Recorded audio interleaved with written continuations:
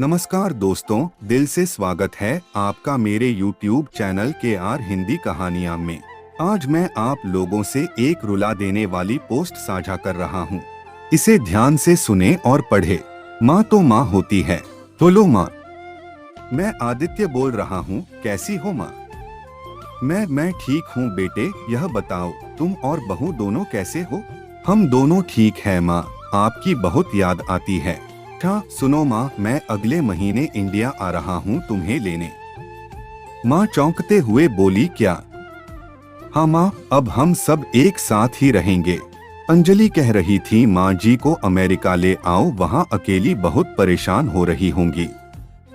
बोलो सुन रही हो माँ? हाँ हाँ बेटे। बूढ़ी आंखों से खुशी की अश्रुधारा बह निकली। बेटे और बहू का प्यार नस नस में दौड़ने लगा।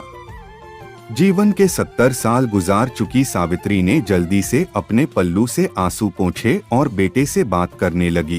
पूरे 2 साल बाद बेटा घर आ रहा था। बूढ़ी सावित्री ने मोहल्ले भर में दौड़ दौड़ कर ये खबर सबको सुना दी। सभी खुश थे कि चलो बुढ़ापा चैन से बेटे और बहू के साथ गुजर जाएगा। आदित्य अकेला ही आया। उसने कहा कि माँ हमें जल्दी ही वापस जाना है, इसलिए जो भी रुपया पैसा किसी से लेना है वो लेकर रख लो और तब तक मैं किसी प्रॉपर्टी डीलर से मकान की बात करके आता हूँ। माँ ने चौंकते हुए पूछा, मकान? हाँ माँ, अब ये मकान बेचना ही पड़ेगा, वरना कौन इसकी देखभाल करेगा? हम सब तो अब अमेरिका में ही रहेंगे। बूढ़ी आंखों ने मकान के कोने कोने को ऐसे निहारा जैसे माँ अपने अबोध बच्चे को सहला रही हो। जल्दबाजी में आदित्य ने मकान कम दाम में ही बेच दिया।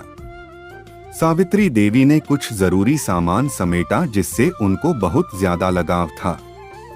आदित्य के टैक्सी मंगवाने पर घर के बाहर आकर खड़ी हो गई। माँ को लेकर एयरपोर्ट पहुँचते ही उतरकर आदित्य बोला, माँ तुम यहीं बैठो, मैं अंदर जाकर सामान की जांच, बोर्डिंग और वीजा का काम निपटा कर आता हूँ। ठीक है बेटे। सावित्री देवी वहीं पास की बेंच पर बैठ गई। काफी समय बीत चुका था। बाहर बैठी सावित्री देवी बार बार उस दरवाजे की तरफ देख रही थी जिसमें आदित्य गया था, लेकिन अभी तक बाहर नहीं आया। शायद अंदर बहुत भीड़ होगी सोचकर बूढ़ी आंखें फिर से टकटकी लगाए देखने लगती। अंधेरा हो चुका था। एयरपोर्ट के बाहर गहमागहमी कम हो चुकी थी। एक एयरपोर्ट कर्मचारी वृद्धा से पूछता है, माँ जी किससे मिलना है आपको? मेरा बेटा अंदर गया है टिकट लेने, वो मुझे अमेरिका लेकर जा रहा है, सावित्री देवी ने घबराकर कहा।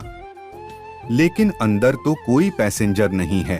अमेरिका जाने वाली फ्लाइट तो दोपहर में ही चली गई। क्या नाम था आपके बेटे का? कर्मचारी ने सवाल किया। आदित्य सावित्री के चेहरे पर चिंता की लकीरें उभर आई। कर्मचारी अंदर गया और कुछ देर बाद बाहर आकर बोला, माँ जी आपका बेटा आदित्य तो अमेरिका जाने वाली फ्लाइट से कब का जा चुका है। क्या? वृद्धा की आंखों से आंसुओं का सैलाब फूट पड़ा। बूढ़ी माँ का रोम रोम कांप उठा। किसी तरह वापस घर पहुंची जो अब बिक चुका था। रात में घर के बाहर चबूतरे पर ही सो गई। सुबह हुई तो दयालु मकान मालिक ने एक कमरा रहने को दे दिया। पति की पेंशन से घर का किराया और खाने का काम चलने लगा। समय गुजरने लगा। एक दिन मकान मालिक ने वृद्धा से पूछा, माँ जी क्यों नहीं आप अपने किसी रिश्तेदार के यहाँ चली जाती? अब आपकी उम्र भी बहुत हो चुकी है, अकेली कब तक रह पाएंगी? हाँ चली तो जाऊं, लेकिन कल को मेरा बेटा आया तो यहाँ फिर कौन उसका ख्याल रखेगा? इतना कह माँ की आंखों से झरझर आंसू बहने लगे। दोस्तों, आखिर माँ तो माँ होती है। कहानी सुनने के लिए धन्यवाद। दोस्तों, कहानी कैसी लगी बताइएगा जरूर। यदि आप मेरे चैनल पर नए हैं तो चैनल को सब्सक्राइब करें और घंटी वाला बटन जरूर दबाएं ताकि आपको आने वाली नई कहानी की नोटिफिकेशन मिल सके। कहानी अच्छी लगी हो तो लाइक और शेयर करना मत भूलना। मिलते हैं नई कहानी के साथ। नमस्कार।